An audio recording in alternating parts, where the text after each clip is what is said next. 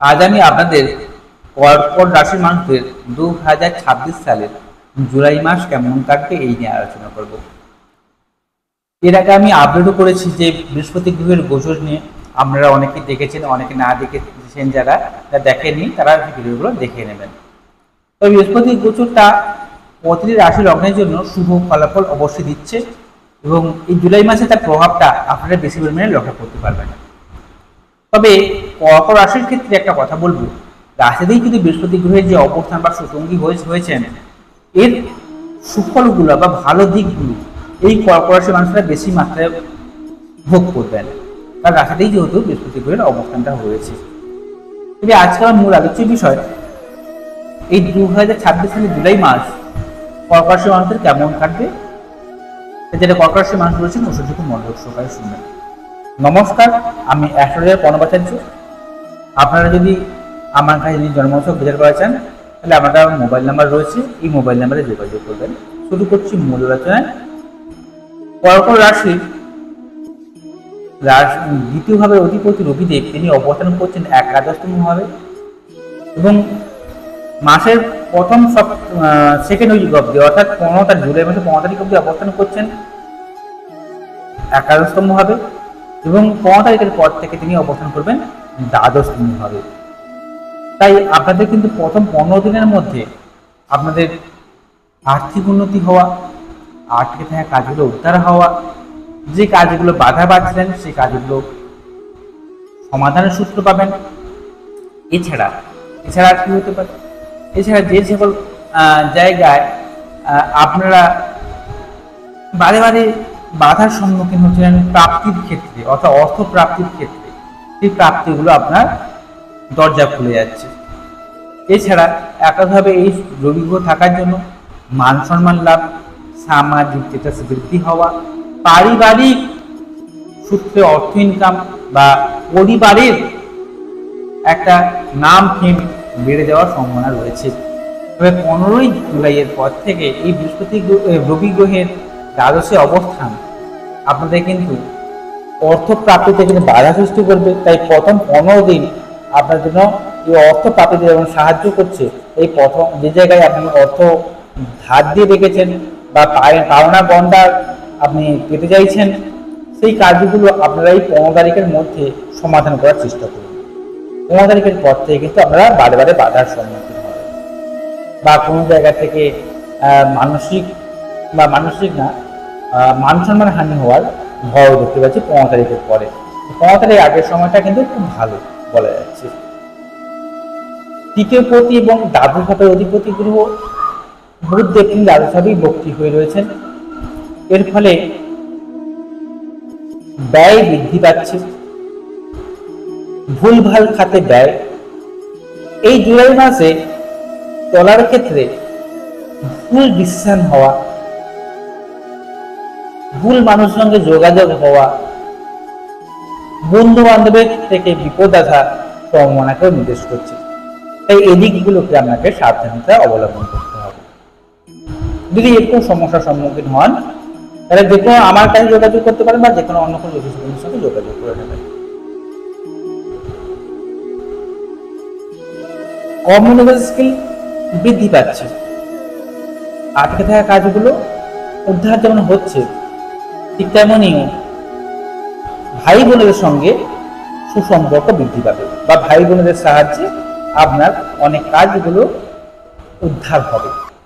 তবে কিছু কিছু ক্ষেত্রে আবার জন্মছকে যদি বুধ ডিস্টার্ব থাকে, আপনাকে একটু বাচাল মানসিকতা তৈরি করে দেবে। এই জন্য কিন্তু আপনার অনেক কাজগুলো বাধাগ্রস্ত হবে, এটাও মাথায় রাখবেন। কোনো জায়গায় শৈশাবোধ করার ক্ষেত্রে, লেখালেখি করার ক্ষেত্রে, ফর্ম ফিল আপের কাজ করার ক্ষেত্রে একটু সাবধানতা অবলম্বন করবেন। লেখালেখি, ফর্ম ফিল আপে ভুল ভ্রান্তি হতে পারে বা আপনার কোনো ডকুমেন্টস হারিয়ে গেছে বা এমন সম্ভাবনাকেও নির্দেশ করছে বা হারিয়ে যেতে পারে। এই ডকুমেন্টসগুলোকে আপনারা গুছিয়ে রাখুন। চতুর্থ ভাবের অধিপতি এবং একাদশ মাত্র অধিপতি গ্রহ হচ্ছে শুক্রদেব। তিনি অবস্থান করেছেন রাশিতে, আবার সেকেন্ড হাউসে গোচরটা রয়েছে। এই দুটি গোচরই কিন্তু আপনার জন্য শুভ বা শুভ ফলাফল দিতে রয়েছে। কোন দিক থেকে? যদি আপনি যানবাহন কিনতে চান, 2 চাকার গাড়ি বা 4 চাকার গাড়ি বা কোনো ভালো কোনো দামি কোনো আসবাবপত্র হোক বা দামি কোনো ব্র্যান্ডেড জিনিস হোক, যদি কিনতে চান তাহলে বলবো পুরো মাসটাই ভালো। এই সকল কেনাকাটার জন্য সময়টা ভালো, তবে ব্যয় তো বাড়বেই, তাহলে বুদ্ধি বিবেচনা ব্যয় বৃদ্ধি করাবে, তাই এই সকল কেনাকাটির ক্ষেত্রেও ব্যয় হতে পারে। তবে কেনাকাটা করার জন্য সময়টা শুভ পুরো জুলাই মাসটা। পারিবারিক সুখ বাড়বে, ঘরের মধ্যে সুখ বাড়বে, গৃহগত অশান্তি থাকলে সমাধান হয়ে যাবে, উচ্চশিক্ষার সুযোগ রয়েছে, বাইরে পড়াশোনা করা, হায়ার কোনো ডিগ্রি কোর্স করা বা স্কুলে যারা পড়াশোনা করেন, উভয় সব দিক থেকেই শুভ ফলাফল পাবেন। এটা খুব পজিটিভ।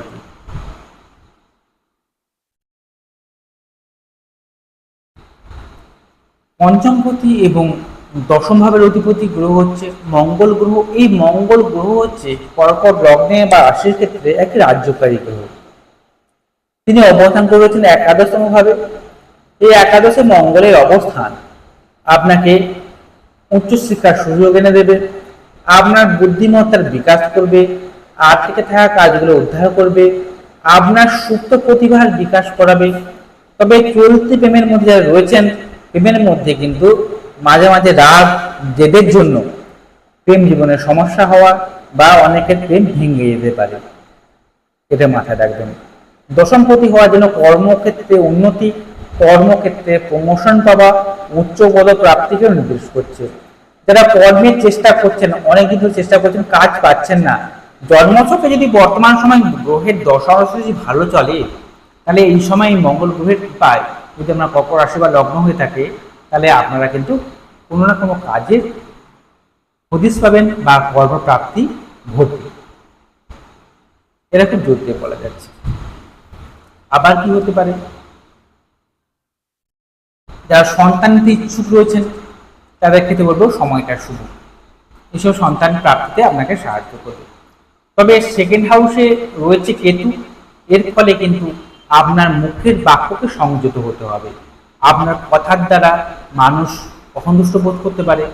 তবে আপনার সেকেন্ড হাউসে যেহেতু রয়েছে কেতু, এর জন্য আপনার কিন্তু অনেক কিছু কথা যেটা বাস্তবে ফলপ্রসূ হবে, বাস্তবে ফলপ্রসূ হবে, এমন কিছু কথা বললেন যেটা বাস্তবের সঙ্গে ম্যাচিং খাবে পরবর্তী সময় বা সে ফলপ্রসূ হবে।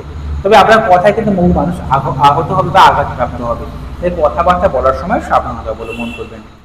আপনি যদি বিবাহিত বা বিবাহিতা হয়ে থাকেন, তাহলে আপনার শ্বশুরবাড়ির সঙ্গে মনোমালিন্য হওয়া বা শ্বশুরবাড়ির লোকেদের সঙ্গে বিবাদ অশান্তি জোরে বৃদ্ধি পেতে পারে, এটা মাথায় রাখবেন।